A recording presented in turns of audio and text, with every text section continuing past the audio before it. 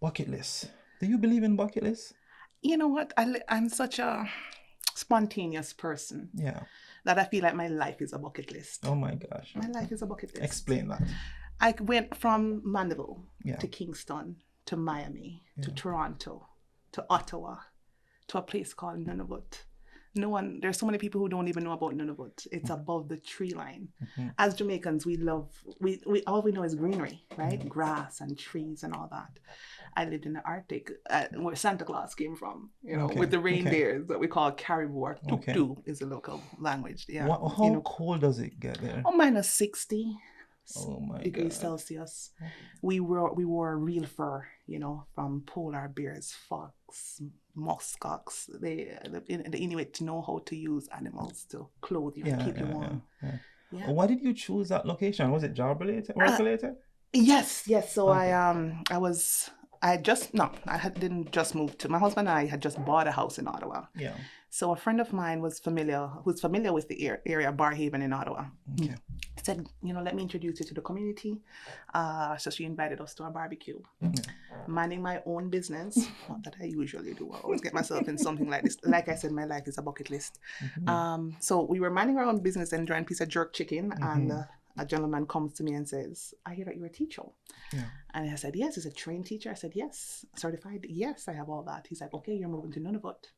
And I said, Nunavut? Oh, really? What is Nunavut? Is that Northern Ontario? How do I drive there? Yeah. The funny thing is you can't drive there. It's totally separated. Okay. It's a flying only. You can't drive there. No way. It's impossible. Right. I want to hear more about this. Impossible. Yeah. So we had just unpacked. We were just unpacking the last box in our basement. Yeah. And we had to repack the house. The opportunity was great. I don't know why.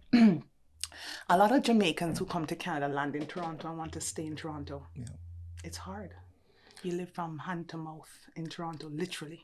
I think it's just the idea of wanting to be closer to Jamaicans. Well, like I said, everything I like is either unorthodox or fattening, right? Is it coming together now? I'm starting to put the pieces together. Because I don't prescribe to normalcy. Yeah. I don't know how I'm going to be successful if I prescribe to that, honestly. I like that. If it's not a painful experience, then there's no gain, right? And I was not comfortable with where I was. Yeah. And I wanted more. And I understand that I'm stepping out of my comfort zone. Which is not easy for most people.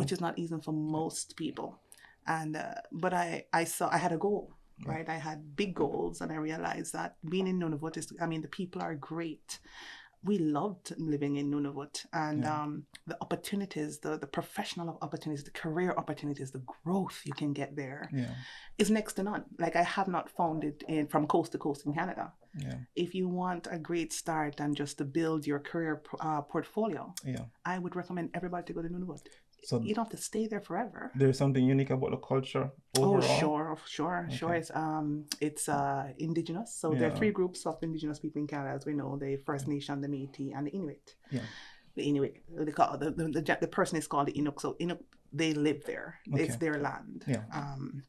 So you live amongst them. Yeah. You live off the land. They literally live off the land. And as country people, especially our parents and grandparents, I think they could relate to that because they too used to really live off the land. Definitely.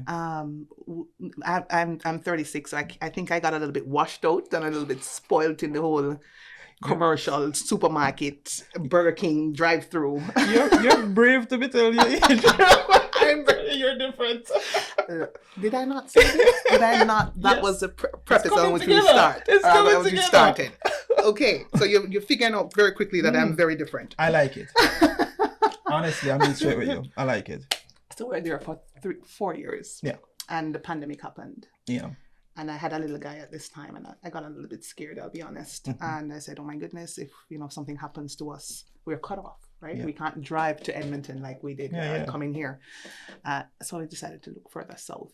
And that's how I ended up in Northwest Territories. Okay.